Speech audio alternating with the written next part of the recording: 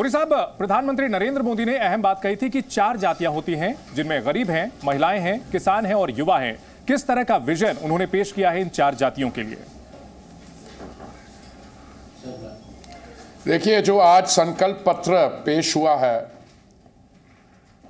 ये gold standard है और इसमें चारों जो माननीय प्रधानमंत्री जी की नई बनाई हुई जातियां हैं, युवा, महिला, किसान और गरीब, इसमें सभी के लिए 24 ओवरऑल गारंटीज में इनके विकास का, इनके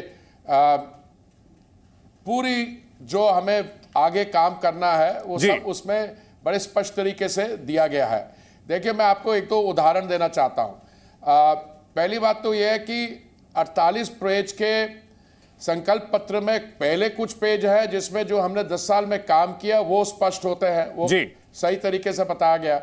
अब एक उदाहरण देता हूं, प्रधानमंत्री आवास योजना। माननीय प्रधानमंत्री जी ने कहा हमने 4 करोड़ आवास सैंक्शन किए, बनाए और लाभार्थियों को दिए पिछले 10 साल में, और हम आने वाले समय में 3 करोड़ और आवास बनाएंगे। जी, लखपति दीदियां जो है हमारी नमो ड्रोन दीदियां, लखपति 2 करोड़ का पहले आंकड़ा था, अब उन्होंने 33% उसको बढ़ा के 3 करोड़ कर दिया। आयुष्मान भारत जो योजना है उसमें पहले जो सीनियर सिटीजन्स थे, माननीय प्रधानमंत्री जी ने कहा कि 70 साल से ज्यादा भी जिसकी आयु है उनको भी कवरेज मिलेगी। जो स्वनिधि स्कीम है वो पहले बड़े शहरों में लागू होती थी, अब उसको छोटे शहरों में और ग्रामीण इलाकों में भी इम्प्लीमेंट किया जाएगा। जो मुद्रा योजना है उसमें 10 लाख का लोन सबसे अधिक था, अब वो 20 लाख का लोन मिलेगा।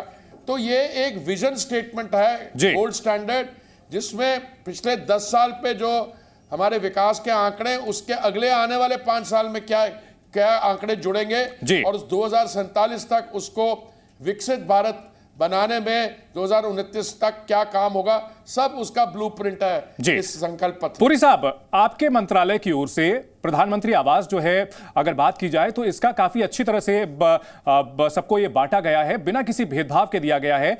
साथ ही साथ प्रधानमंत्री जो राशन योजना है इसको भी विस्तार दिया गया है कि अगले 5 साल इसे बांटा जाएगा। लेकिन विपक्ष इस मुद्दे को उठाता है कि 80 करोड़ लोगों को अगर राशन बांटने की नौबत आ रही है तो यह कैसा विकास है?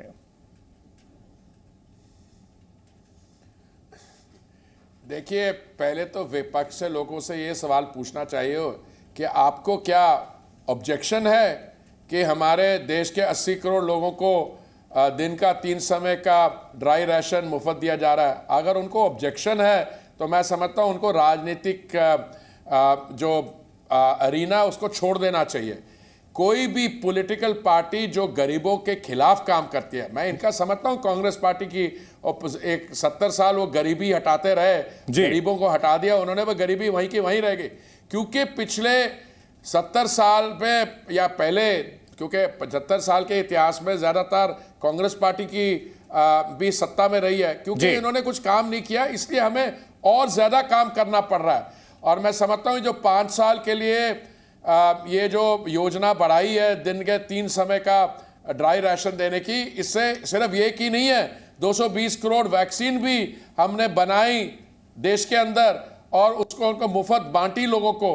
और बड़ा काम है, मैं इसको खर्चा नहीं समझता हूं, मैं इसको एक इन्वेस्टमेंट समझता हूं, और आने वाले समय में देखना इस इन्वेस्टमेंट का बहुत अच्छा रिटर्न भी मिलेगा हमें। जी सर, आप लोगों ने जिस तरह से लोगों को जो कर्ज दे रहे हैं मुद्रा योजना के तहत, इसकी लिमिट 20 लाख कर दी गई है। जाहिर सी बात है कि एंटरप्रेन्योरशिप की तरफ उद्यमी बनाने की ओर फोकस किया जा रहा है। लेकिन विपक्ष की ओर से कहा जा रहा है कि रोजगार नहीं है, खासतौर पर सरकारी नौकरी का वादा किया गया है कांग्रेस के मैनिफेस्टो में 30 लाख सरकारी नौकरियों का। तो कहीं ना कहीं सरकारी नौकरी वर्सेस उद्यमिता की जो बात है, इसमें मोदी सरकार कैसे जनता को समझाएगी कि उद्यमिता की ओर आगे बढ़ना है? देखिए, पहले तो जो सरकारी नौकरियों की बात है, मुझे याद है पिछले कई साल से मैं हर महीने एक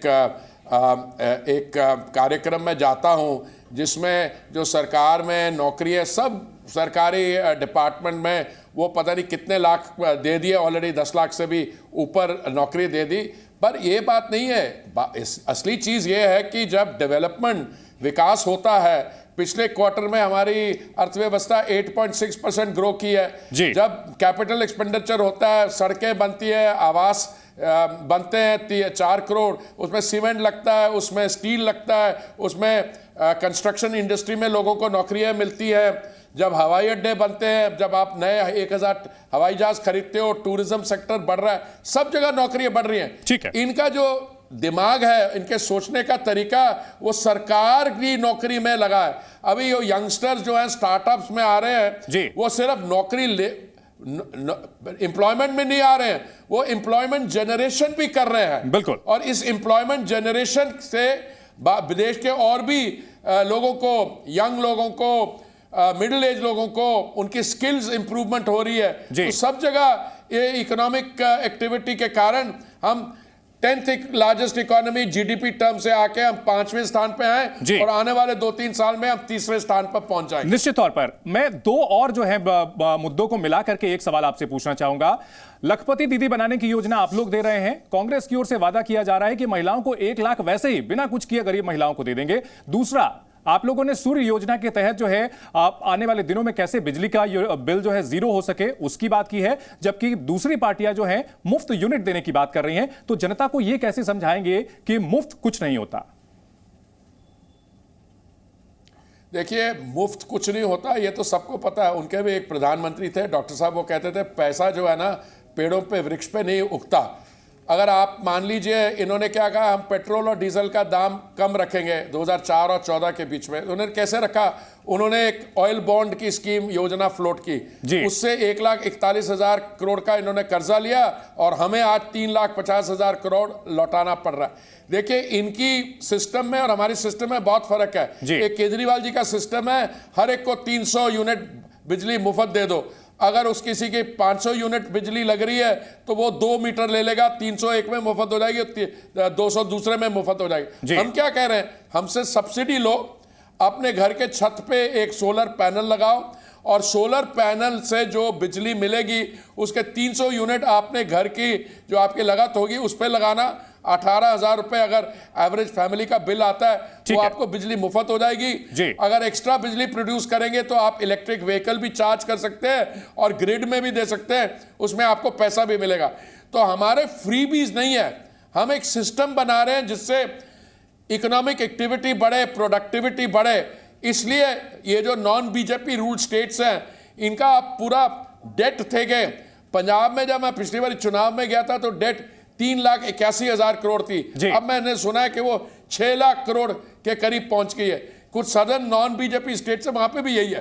तो बीजेपी जो है, हम अगर आज पेट्रोल और डीजल का काम कम कर रहे हैं, अपनी एक्साइज ड्यूटी नीचे लाके, बीजेपी स्टेट रूल स्टेट अपना वैट कम कर रहे हैं।